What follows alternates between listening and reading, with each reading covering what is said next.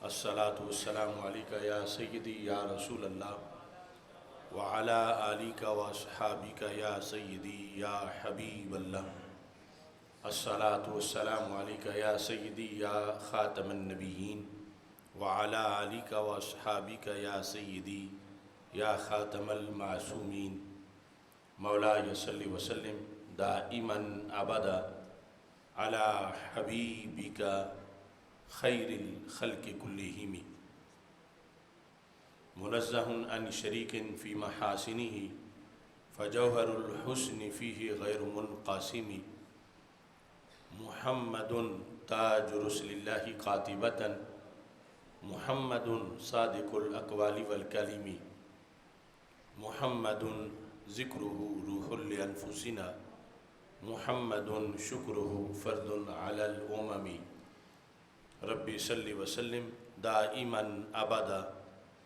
علی حبیبک خیر الخلق کلہم۔ خدایا بحق بنی فاطمہ کہ برقول ایماں کنی خاتمہ، اگر دعوت امرد کنی ور قبول، منو دستو دامان آل رسول صلی اللہ علیہ وسلم۔ اللہ تبارک و تعالی جل جلالہ وعم نوالہ واتم برہانہ وعظم شانہ وجل ذکرہ وعز اسمہ کی حمد و ثنا، اور حضور سرور کائنات مفخر موجودات زینت بزم کائنات دستگیر جہاں غم گسار زماں سید سروراں حامی بے کساں قائد المرسلین خاتم النبیین احمد مجتبیٰ جناب محمد مصطفیٰ صلی اللہ علیہ وآلہ واصحابہ وبارک وسلم کے دربار گوہربار میں ہدیہ درود و سلام عرض کرنے کے بعد السلام علیکم ورحمۃ اللہ وبرکاتہ۔ رب ذوالجلال کے فضل اور توفیق سے رمضان المبارک کے بعد آج شوال مکرم کا یہ پہلا جمعۃ المبارک ہے۔ ایک لحاظ سے یہ ہمارا ایک نیا سال شروع ہو رہا ہے جو آنے والے رمضان تک اس رمضان کے اثرات کو برقرار رکھنے کا ایک سلیبس ہے۔ محاسبہ کے بغیر انسان کی زندگی کامیاب زندگی قرار نہیں پا سکتی۔ ایک محاسبہ یہ بھی ہے، یہ چھوٹے چھوٹے بچے پہلی کا امتحان دیتے ہیں، پہلی جماعت کا کورس کرتے ہیں، اگلے سال دوسری میں ہوتے ہیں، پھر اس سے اگلے سال تیسری میں۔ بہت کم ہیں جو پہلی میں 2-3 سال رہے، لیکن بالآخر وہ بھی آگے ترقی کر جاتے ہیں۔ ہم نے یہ دیکھنا ہے کہ اللہ کے فضل و کرم سے ہمیں کتنی بار رمضان ملا اور کتنی بار ہم نے تقویٰ کورس کیا، اور اس تقویٰ کورس کے بعد اللہ کے قرب میں ہم تقویٰ کے کس گریڈ میں ہیں۔ اگر ایک شخص 50 سال رمضان کے روزے رکھ چکا ہے تو جب اس نے پہلے سال بالغ ہونے کے بعد رمضان المبارک کے روزے رکھے تھے اور اسے اللہ کے دربار میں ایک مقام ملا تھا، تو کیا آج 50 سال کے بعد وہیں کھڑا ہے یا اس سے اوپر 50 درجے سفر کر چکا ہے؟ کسی نے 20 سال رکھ لیے ہیں تو کیا ہر اگلے سال میں پہلے سال سے اس کا درجہ اللہ کے دربار میں قرب میں بڑھ گیا ہے یا وہیں کھڑا ہے؟ یہ میرے سمیت ہم سب کے لیے ایک سوال ہے اپنے آپ سے کہ ایک ماہ رمضان وہ بھی انسان کو بہت زیادہ نوازتا ہے۔ حدیث شریف میں ہے کہ ایک صحابی شہید ہو گئے تھے اور دوسرے ان کے بعد 1 سال ان کا وصال طبی طور پر ہوا، شہادت نہیں ملی تھی، لیکن جب دیکھا گیا تو جنت میں جو بعد میں فوت ہوئے انہیں پہلے بنایا جا رہا تھا۔ یہ خواب جب رسول پاک صلی اللہ علیہ وسلم سے ذکر کیا گیا کہ وہ اکٹھے مسلمان ہوئے تھے، اکٹھے پھر قرب پایا، پھر ایک مجاہد بھی بڑے تھے، پھر شہادت بھی پائی، دوسرے ان سے اس میں پیچھے تھے، لیکن جب دوسرے کا بھی وصال ہو گیا تو خواب میں دیکھا گیا جو بعد میں فوت ہوئے انہیں جنت میں پہلے بلایا گیا، جو پہلے فوت ہوئے انہیں بعد میں بلایا گیا، جبکہ بظاہر عقل کہہ رہی تھی جو شہید ہوئے انہیں پہلے بلایا جائے۔ تو رسول پاک صلی اللہ علیہ وسلم نے فرمایا کیا یہ جو بعد میں فوت ہوئے انہوں نے اس پہلے صحابی سے زائد ایک رمضان کا مہینہ نہیں پایا؟ تو صحابہ نے کہاں پایا ہے؟ فرمایا پھر تعجب کس چیز کا کرتے ہو؟ ٹھیک ہے کہ پہلے جو ہے وہ شہید ہوئے، ان کا درجہ شہادت کے لحاظ سے بہت بڑا ہے، مگر وہ اس بعد والے صحابی سے اس بات میں پیچھے رہ گئے کہ انہوں نے اکٹھا اسلام قبول کیا، پہلے کے شہید ہونے تک ان کے رمضان برابر تھے، لیکن دوسرے کو رب نے ایک رمضان اور بھی دیا، اس رمضان میں جو اس نے نمازیں پڑھیں، جو روزے رکھے، اس سے دوسرا تیز ہو گیا اور اللہ کے قرب میں زیادہ مقام مل گیا۔ تو ہم نے اپنا سوچنا ہے کہ کیا بالغ ہونے کے بعد پہلی مرتبہ جو روزے رکھے تو اسی جگہ ہم کھڑے ہیں یا ہر سال ہمارا درجہ بڑھتا ہے؟ اگر بڑھتا ہے تو یہ بہت ہی اللہ کا فضل ہے، اگر نہیں بڑھتا تو یقیناً رمضان کے روزے رکھنے سے فرض تو ادا ہو رہا ہے اور بندہ خوش نصیب ہے کہ وہ مجرم نہیں بلکہ اللہ کا فرما بردار بندہ ہے کہ ہر سال روزے رکھتا ہے، مگر جو لعلکم تتقون کے لحاظ سے تقاضا ہے، اس لحاظ سے بڑی باعث تشویش بات ہے کہ عام سے عام بچہ نارمل بھی وہ بھی اگلی کلاس میں چلا جاتا ہے، ہم اگلی کلاس میں کیوں نہیں جاتے؟ یعنی اسی کلاس میں کیوں؟ چلو 2 سال کے بعد تو 3 سال کے بعد چلو 4 سال کے بعد تو کلاس میں ہم ترقی کریں، اگلی کلاس میں جائیں۔ تو یہ ہمارے لیے لمحہ فکریہ ہے۔ اس میں ہمیں جو رمضان المبارک میں کمایا ہوا ہوتا ہے اس کو برقرار رکھنے کا اصل مسئلہ ہے کہ رمضان کے بعد اتنا تقوی، پارسائی، نیکی وہ برقرار نہیں رہتی، اور رفتہ رفتہ جب شیطان کھل جاتے ہیں تو پھر بہت سی چیزیں جو ہیں وہ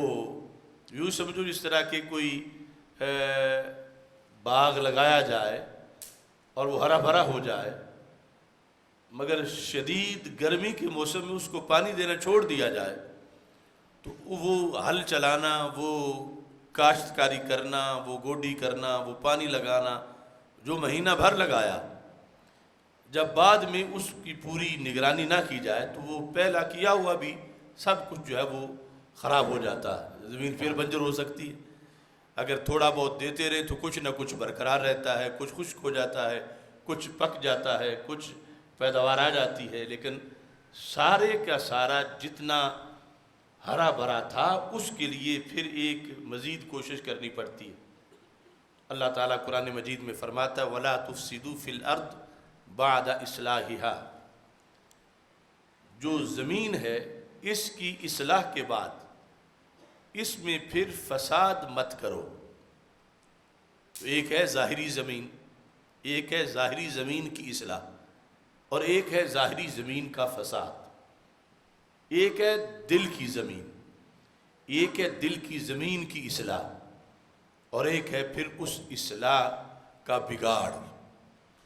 تو رمضان المبارک میں دل کی زمین آباد کرنے کا سنہری موقع رب نے دیا۔ وہ بڑے بد نصیب تھے جو اس وقت بھی کچھ کاشت نہ کر سکے، موسم بھی تھا، بیج بھی دامن میں تھا، مگر بونے کا وقت خواب تغافل میں کھو دیا،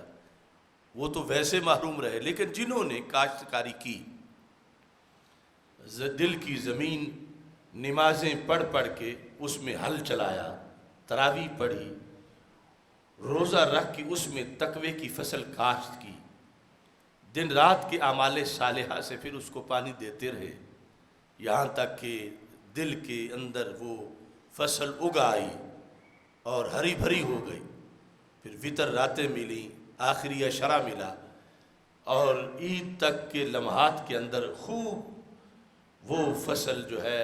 آب و تاب کے ساتھ آگے بڑھی۔ پھر رمضان گزر گیا اور شیطان کھول دیے گئے، تو اللہ تعالیٰ کا قرآن کہتا ہے جو اتنی محنت کے بعد تم نے دل کی زمین آباد کی ہے، اب اسے بنجر نہ ہونے دو۔ جو تقوی و پارسائی کا گلشن تم نے بڑی محنت کے بعد آباد کیا ہے، اب بھی اس کو پانی دیتے رہو، اب بھی تلاوت قرآن کرو، اب بھی نماز پنجگانہ پڑھو، اب بھی اعمال صالحہ کرتے رہو، تاکہ وہ شیطان کے حملوں کی جو تیز دھوپ ہے اس سے وہ باغ خشک نہ ہونے پائے، اس کو قحط کا سامنا نہ ہو، بلکہ مسلسل تمہاری طرف سے اس کی نگہبانی بھی ہو اور اس کے لیے پانی کا اہتمام بھی ہو۔ اب جس وقت اس صورتحال میں اور قرآن مجید کے بیان کردہ اگلے فارمولے کے مطابق جو اسی آیت میں ہے 11 مہینے گزریں گے، تو پھر اگلے رمضان میں کلاس بڑھ جائے گی، یعنی بندہ اگلی کلاس میں چلا جائے گا، پھر مزید متقی بن جائے گا، پھر اللہ کا قرب اس کو مزید ملے گا، پھر روزہ اس کو مزید نوازے گا۔ وَلَا تُفْسِدُوا فِي الْأَرْضِ بَعْدَ إِصْلَاحِهَا وَادْعُوهُ خَوْفًا وَطَمَعًا۔ یہ طریقہ بتایا کہ اصلاح کیسے برقرار رہے گی۔ جس قدر بنجر پن ختم کیا، زمین زرخیز بنائی اور اسے قابل کاشت کر کے کاشت بھی کیا، اب یہ کیسے برقرار رہے گی؟ تو اللہ تعالیٰ فرماتا وَادْعُوهُ خَوْفًا وَطَمَعًا، اسے پکارتے رہو، اللہ کو بلاتے رہو، اللہ سے دعا مانگتے رہو۔ کس طرح؟ دو کیفیتوں کے ساتھ، خوفاً و طمعاً۔ اس کی عبادت رمضان کے بعد بھی کرتے رہو، ایک تو خوف کی کیفیت کے زیر سایہ، اور دوسرا طمع کی، امید کی کیفیت کے زیر سایہ۔ یعنی رمضان کے بعد یہ نہ رکھو کہ ہم نے تو بہت کچھ کما لیا، اب چھٹی کے دن ہے، تو اللہ کی بندگی کی چھٹی ہوتی نہیں، اس کی عبادات پھر بھی ہیں، وہ چھٹی ہوئی فرض روزے کے لحاظ سے۔ وَادْعُوهُ خَوْفًا وَطَمَعًا، اس کا ڈر اپنے ملحوظ خاطر رکھو کہ ہم سے کروڑ درجہ اعلیٰ لوگ بھی اس کی بندگی کرتے رہے،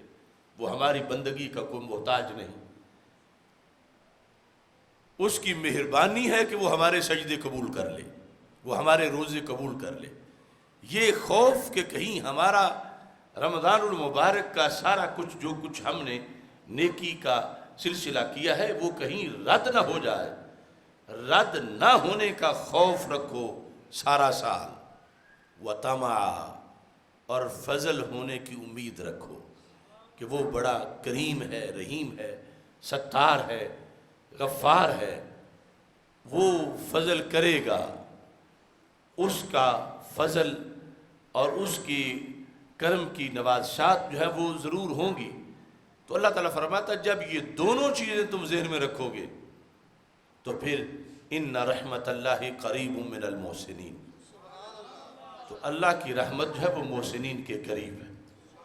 یعنی یہ پہلے دونوں چیزوں کا کہا کہ خوف بھی رکھو اور رحمت کی امید بھی رکھو، عذاب کا خوف بھی رکھو، فضل کی امید بھی رکھو، لیکن ساتھ ہی یہ جانب مزید واضح کر دی فضل والی، ان رحمت اللہ قریب من المحسنین۔ اگر تم نے اس کیفیت میں سال گزارا تو یہ تم محسن ہونے کی حیثیت میں گزار رہے ہو، تم محسن ہو کہ تم اپنے آپ پہ ظلم نہیں کر رہے، تو پھر جو محسن ہو اللہ کی رحمت اس کو اپنے آپ سے دور نہیں رکھتی، اللہ اپنی رحمت اپنے محسنین کے قریب کر دیتا ہے۔ تو یہ اس آیت کریمہ میں رمضان گزرنے کے بعد اگلے رمضان تک بطور خاص یہ لاہ عمل ہے ایک مومن کے لیے کہ جو کچھ یہ حاصل کر سکا ہے، سب سے ضروری یہ ہے کہ حاصل کیا ہوا بھی ضائع نہ ہو، اور مزید آگے پھر اس کو برقرار رکھنے کے بعد اس پر آگے ترقی کی جائے۔ اللہ تعالیٰ فرماتا ہے لَإِن شَكَرْتُمْ لَأَزِيدَنَّكُمْ، اگر تم میرا شکر کرو گے تو میں تمہیں اور بھی دوں گا۔ تو شکر پر وہ اور بھی دیتا ہے۔ تو یہ رمضان کے بعد عید کے دن سے آگے مسلسل اس رمضان کی نعمت پر اللہ کا شکر ہے کہ اس نے کتنا فضل کیا کہ ہمیں زندگی میں پھر ایک رمضان دیا، اور اس میں پھر اس نے یہ توفیق دی۔ اس پر جب ایک انسان شکر کرتا ہے تو اللہ تعالیٰ فرماتا ہے لَأَزِيدَنَّكُمْ، میں ضرور بے ضرور اضافہ بھی کروں گا۔ اگر تم شکر کرو گے تو میں اضافہ کروں گا، زائد کروں گا۔ اور زائد کوئی چیز کسی کو دینے کے بعد اس پر اضافہ تب ہی ہو سکتا ہے کہ جو پہلے دی ہوئی ہے وہ تو اسی کے پاس رہنے دی جائے، تو پھر اضافہ ہو سکتا ہے۔ اگر کوئی کہے کہ میں تجھے 10 لاکھ دے رہا ہوں اور بھی دوں گا، تو اب اس کا یہ مطلب نہیں کہ 10 لاکھ تو لے لوں گا کسی ٹائم اور دوں گا، نہیں، 10 لاکھ تمہارے پاس ہی رہنے دوں گا اور بھی دوں گا۔ تو اللہ تعالیٰ فرماتا ہے جو کچھ میں نے دیا وہ میں تمہارے پاس رہنے دوں گا اور بھی دوں گا، لیکن شرط یہ ہے کہ شکر تو کرو۔ لَإِن شَكَرْتُمْ لَأَزِيدَنَّكُمْ، اگر تم نے شکر کیا تو میں اضافہ کروں گا اپنے فضل کا، اپنی رحمت کا، اپنی طرف سے جو نوازشات ہیں میں تجھ پہ اضافہ کروں گا۔ یہ وہ نص قرآنی میں وعدہ فرما چکا ہے۔ ہم عاجز ہیں، کمزور ہیں، گناہگار ہیں، ہمیں شکر کے لفظ بولتے ہوئے ہمیں کوئی بہت بڑا پہاڑ کوئی نہیں اٹھانا پڑتا، زبان چھوٹی سی اعلانی ہے، اور ادھر سے کتنا اہتمام ہو جانا ہے کہ جو کچھ اس نے دیا وہ کہے گا یہ میں تمہارے پاس رہنے دوں گا، یہ تمہارے پاس ہی رہے گا، یہ تمہارا ہے، یہ تقویٰ، یہ پارسائی، یہ روحانیت، یہ جو کچھ روشنی تمہیں ملی، تم نے میرا شکر کیا، یہ میں تم سے نہیں چھینوں گا، یہ تمہارے پاس ہی رہے گا، بلکہ میں اس پر اضافہ بھی کروں گا۔ تو اس شکر کے طریقوں میں سے ایک تو یہ ہے اشکرو کا، یا اللہ میں تیرا شکر کرتا ہوں، اور اہم شکر یہ ہے کہ جو اس کے فرائض ہیں، واجبات ہیں، سنت مستحبات ہیں، ان پر عمل کیا جائے، حرام سے اجتناب کیا جائے، مکروہ تحریمی سے اجتناب کیا جائے۔ اس حالت میں جس وقت بندہ شوال گزارتا ہے، پھر آگے بڑھتا ہے، تو پھر اس کا وہ جو کچھ اس نے رمضان میں حاصل کیا تھا وہ برقرار بھی رہتا ہے، اور پھر اللہ کے وعدے کے مطابق جو سچا وعدہ ہے پھر اس سے اضافہ بھی ہوتا ہے، اور پھر شیطان کے مقابلے میں رب ذوالجلال اس کی مدد کرتا ہے اور اس کو غالب رکھتا ہے۔ اس سلسلہ میں رسول اکرم نور مجسم شفیع معظم صلی اللہ علیہ وسلم نے یہ جو دونوں کیفیتیں ہیں جو آیت کریمہ میں لاہ عمل ہے وَادْعُوهُ خَوْفًا وَطَمَعًا، اس کی وضاحت کرتے ہوئے ہمارے آقا صلی اللہ علیہ وسلم نے یہ ارشاد فرمایا کہ خالق کائنات جل جلالہ کی رحمت اتنی ہے اپنے بندوں پہ کہ اللہ تعالیٰ فرماتا ہے انا عند ظن عبدی بی، میرے بارے میں میرے بندے کا جو ظن ہے، جو میرے بارے میں اس کا گمان ہے، میں اس کے ساتھ اسی کے مطابق سلوک کرتا ہوں۔ کیسے؟ اگر وہ مجھے اپنے قریب سمجھتا ہے تو میں ثابت کرتا ہوں میں اس کے قریب ہوں، میری رحمت پھر اس کو تنہا نہیں چھوڑتی کیونکہ اس کا یقین ہے مجھ پر میں اس کے قریب ہوں۔ انا عند ظن عبدی بی، یہ بندے کا ہے، وہ مجھے کیا سمجھتا ہے، اگر مجھے قریب سمجھتا ہے تو میں اس کو محروم نہیں ہونے دیتا، اور اگر خود ہی وہ مجھے بعید سمجھتا ہے، حالانکہ میں تو شارک سے بھی قریب ہوں، لیکن اس نے مجھے بعید رحمنا شروع کر دیا ہے، تو پھر میری رحمت اس سے بعید والا ہی شروع کرتی ہے، پھر وہ تڑپتا رہتا ہے، میری رحمت اس کے قریب نہیں آتی، پھر وہ مانگتا رہتا ہے، میری رحمت اس کی جھولی نہیں بھرتی، پھر وہ انتظار میں رہتا ہے، میری رحمت ادھر رخ نہیں کرتی کیونکہ خود اس نے مجھے بعید سمجھا ہوا ہے۔ اور قرآن میں کہہ دیا وَإِذَا سَأَلَكَ عِبَادِي عَنِّي فَإِنِّي قَرِيب، میرے محبوب صلی اللہ علیہ وسلم جب آپ سے میرے بندے میرے بارے میں پوچھیں تو انہیں کہہ دو میں قریب ہوں، یعنی واضح لفظوں میں قریب ہوں۔ اجیب دعوت الداعی اذا دعان، دعا کرنے والا جب بھی کرتا ہے میں اس کی سن لیتا ہوں، قبول کر لیتا ہوں۔ اب وہ یقیناً قریب ہے، نحن اقرب الیہ من حبل الورید، وہ شارک سے بھی قریب ہے، لیکن بندے کی دو حالتیں ہیں، کبھی تو بندہ حضوری والا ہے اور کبھی صرف مجبوری والا ہے۔ حضوری والا ہر وقت یہ سمجھتا ہے کہ میرا رب میرے قریب ہے، ایمان تو سب مومنوں کا ہے کہ وہ قریب ہے، لیکن یہ بات ذہن میں پکی بیٹھی ہو کہ میرا رب میرے قریب ہے، تو پھر صرف یہ بات ہی نہیں، اس کے تقاضے بھی ہوتے ہیں۔ جو قریب ہو اس کی حیا بھی ہوتی ہے، جو قریب ہو اس کا ڈر بھی ہوتا ہے، بڑے اختیار والا قریب ہو اس کے کئی تقاضے بھی ہوتے ہیں۔ تو اس بنیاد پر جب رب ذوالجلال کو عملاً ایک بندہ اپنے قریب سمجھتا ہے تو پھر اللہ تعالیٰ اس کے ساتھ خاص سلوک کرتا ہے۔ ان رحمت اللہ قریب من المحسنین، اب اللہ کی رحمت اس کے قریب ہے، ورنہ شارک سے تو ہر کسی کے قریب ہے۔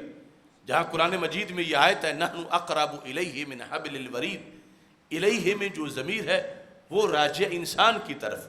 اور انسان تو کافر بھی ہے، انسان مومن بھی ہے۔ اللہ تو کافر کی شارک سے بھی قریب ہے، مگر فضل اس پہ کرتا ہے کہ جو آپ اللہ کو اپنے قریب سمجھے، وہ تو قریب ہی ہے۔ اس بنیاد پر ہمارے آقا صلی اللہ علیہ وسلم نے فرمایا، بندہ، یہ حدیث قدسی ہے، اللہ فرماتا ہے میں تو بندے کے ظن کے مطابق ہوں، جیسے وہ مجھے سمجھتا ہے اور وہ قریب سمجھتا ہے تو میں اس سے قریب والا سلوک کرتا ہوں،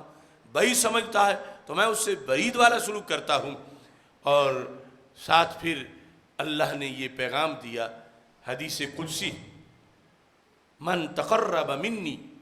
شبرا تقربت منہ ذراعا،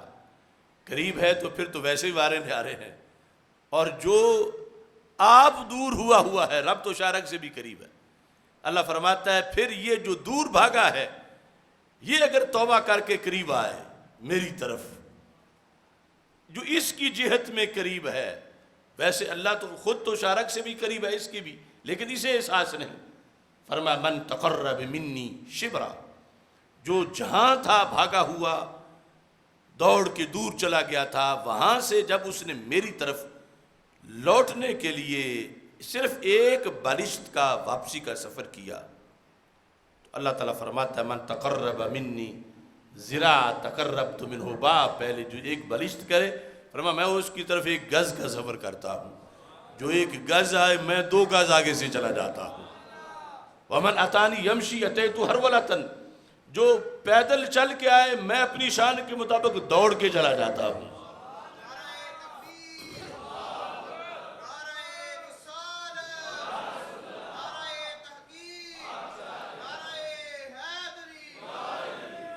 حالانکہ اس کی شان کیا ہے؟ وہ ہے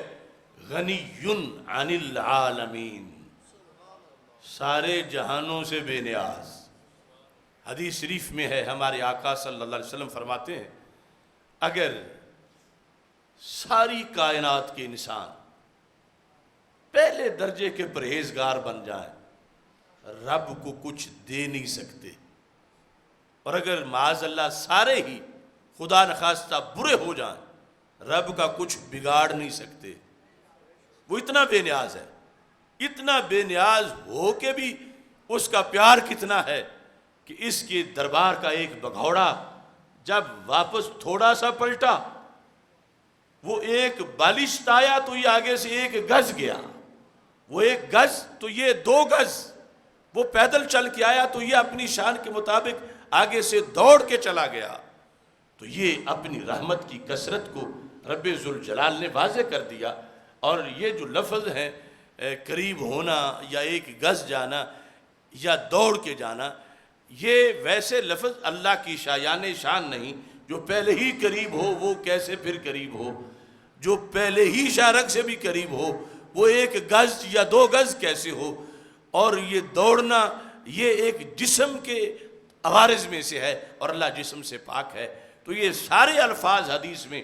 اس لیے استعمال کیے گئے کہ رب ذوالجلال اپنے بندے کے معمولی امر پر جو بہت زیادہ رحمت فرماتا ہے، اللہ نے ان لفظوں سے اس کا اظہار فرمایا ہے۔ یہ حدیث قدسی کہ تم کچھ کرو تو صحیح، ہم تو مائل بکرم ہیں، کوئی ساحل ہی نہیں، راہ دکھلائیں کسے، کوئی رہرو منزل ہی نہیں۔ وہ غنی علی العالمین ہو کر اس قدر مہربان ہے کہ ایک بھاگا ہوا بندہ جسے ڈر ہے کہ واپس جاؤں گا تو پتہ نہیں قبول ہوتا ہوں یا پھر دھتکار دیا جاتا ہوں، اللہ فرماتا ہے تم پلٹو تو صحیح، تھوڑا سا ایک بلش پر تم 1 گز کا قرب، 1 گز پہ 2 گز کا قرب پیدل چل کے آؤ گے تو میری رحمت دوڑ کے تمہیں گلے لگا لے گی۔ تو یہ ایک انسان کے لیے سہارا ہے کہ کس انداز میں رب ذوالجلال اپنے بندوں کو نوازتا ہے اور کتنا وہ پسند کرتا ہے کہ میرے بندے میرے قرب میں آئیں، انہیں تقویٰ کا بلند مقام ملے، یہ آگ سے بچ جائیں، یہ جنت کے مستحق ہو جائیں۔ نبی اکرم نور مجسم شفیع معظم صلی اللہ علیہ وسلم نے اس سلسلہ میں ایک اور بہت سنہری لائحہ عمل ہمارے لیے بیان کیا، وہ بھی یہ سال 9 جو رمضان کے بعد کا ہے، ہم میں سے ہر ایک کو وہ حدیث پیش نظر رکھنی چاہیے اس سلسلہ میں کہ جو کچھ ہم حاصل کر سکیں یہ برقرار رہے، بلکہ اس میں ترقی ہو اور اضافہ ہو۔ رسول پاک صلی اللہ علیہ وسلم نے، بلکہ اس جگہ حضرت عبداللہ بن مسعود رضی اللہ تعالیٰ عنہ نے بطور خاص مومن اور فاجر کی مثال دی ہے، اس موقع پر جو ہم سب پہ آ جاتا ہے۔ اللہ کرے وہ نہ آئے، لیکن یہ موقع کہ جب ایک مومن سے گناہ سرزد ہو جاتا ہے، اس حدیث سے پتہ چلتا ہے گناہ کا سرزد ہو جانا اتنا بڑا جرم نہیں، جتنا بڑا جرم گناہ کے بعد کی وہ حالت ہے جس کی شریعت میں مذمت کی جا رہی ہے۔ تو یہاں یہ بتایا گیا کہ مومن سے جب گناہ ہو جائے اس کی کیفیت کیا ہوتی ہے، اور فاجر سے جب گناہ ہو تو اس کی کیفیت کیا ہوتی ہے۔ یہ عام جو قرآن و سنت کے اندر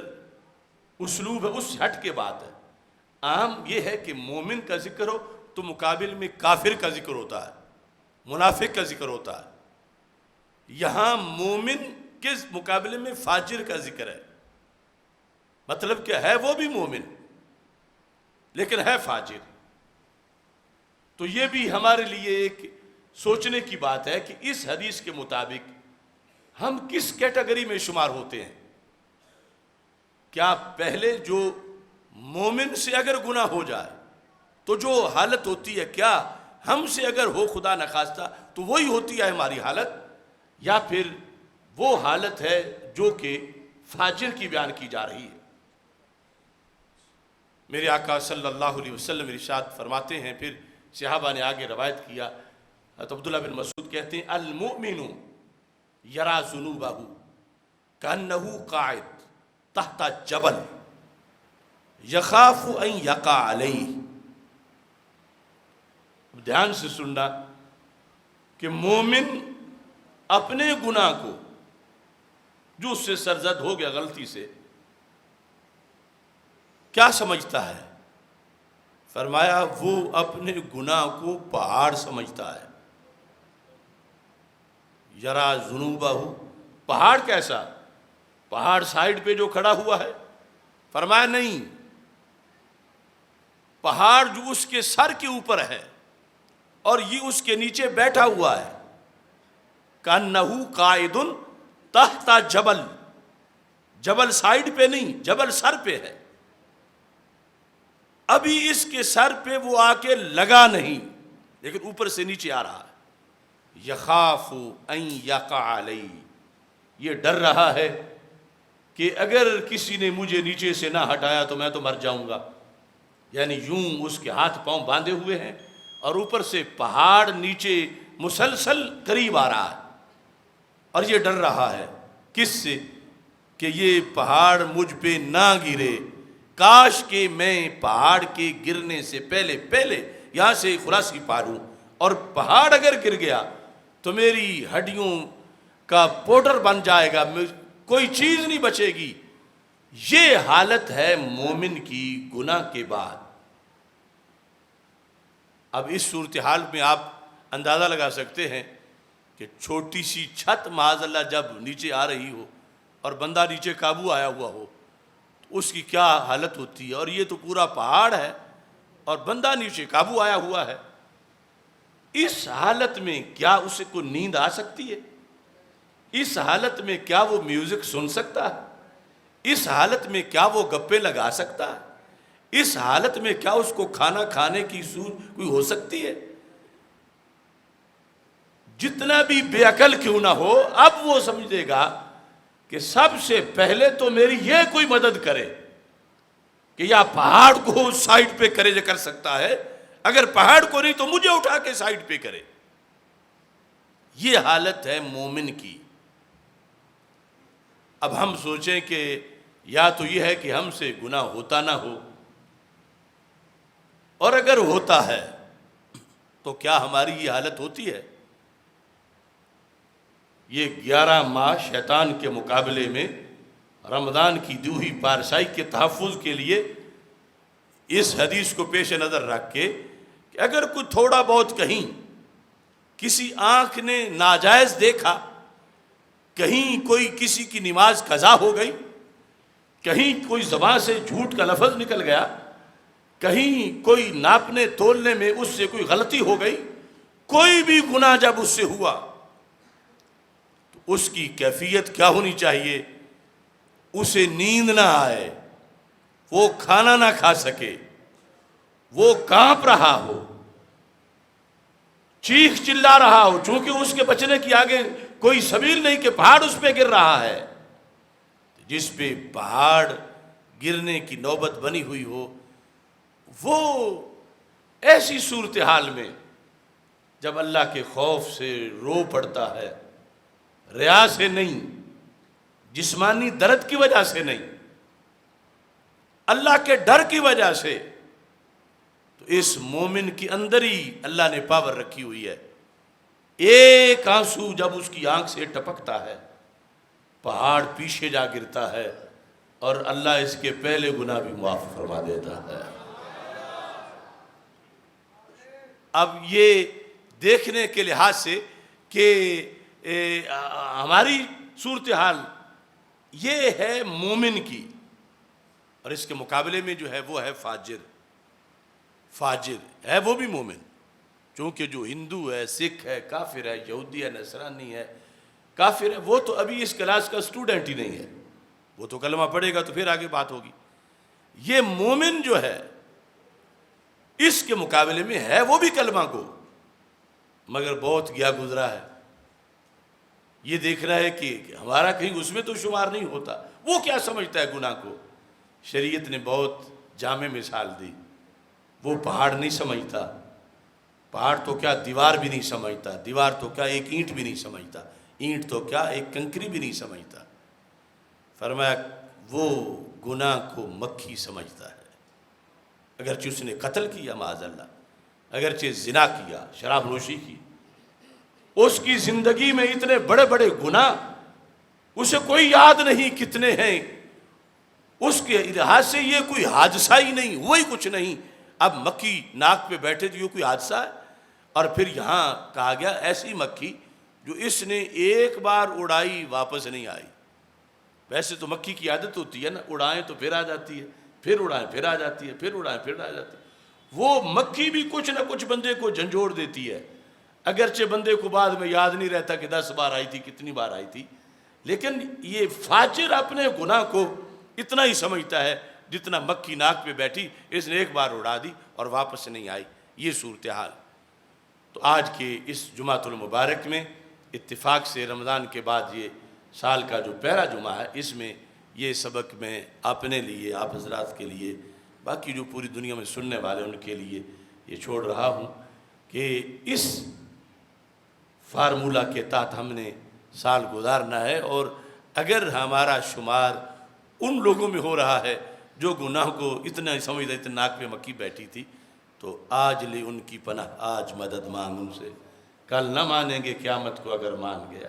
تو ابھی توبہ کر کے پھر اس کیٹیگری میں آنا چاہیے۔ اچھا تو یہ گناہ ہونے ہی نہ پائے، لیکن اگر ہو جائے تو پھر کم از کم یہ تو ہو کہ سمجھا جائے کہ مجھ پہ پہاڑ گرا ہے، اور بندے کے اندر ایک جذبہ ہو کہ جب تک یہ بخشوا نہ لوں تو مجھے آرام نہیں آئے گا۔ اور میرے آقا علیہ السلام فرماتے ہیں ما من عبد مومن یخرج من عینیہ دموع وان کان مثل راس الذباب ثم یصیب شیء من حر وجهه الا حرم اللہ وجهه علی النار۔ یہ حدیث کے لفظ ہیں۔ فرمایا جس آنکھ سے آنسو ٹپکا، صرف ایک، اگر آنسوؤں کی برسات ہو جائے وہ تو بڑی بات ہے، ڈر کی وجہ سے ایک ٹپکا اور ٹپک کے اس بندے کے رخسار پہ گرا، تو میرے آقا علیہ السلام فرماتے ہیں رب نے وہ چہرہ جہنم پہ حرام کر دیا۔ اب شیطان کی چیخیں نکلتی ہیں میں نے گناہ کروایا تھا جہنمی بنانے کے لیے، اس نے تو سارے بخشوا لیے ہیں۔ تو اس بنیاد پر یعنی اگر سال میں کوئی ایسا لمحہ آ جائے تو اس گناہ کے اثرات کو زائل کرنے کے لیے یہ طریقہ ہمارے آقا صلی اللہ علیہ وسلم نے ہمیں عطا کیا۔ میری دعا ہے خالق کائنات جل جلالہ ہمیں صحت و عافیت کے ساتھ اگلے رمضان کا استقبال کرنے کی توفیق عطا فرمائے۔ وآخر دعوایا ان الحمد للہ رب العالمین۔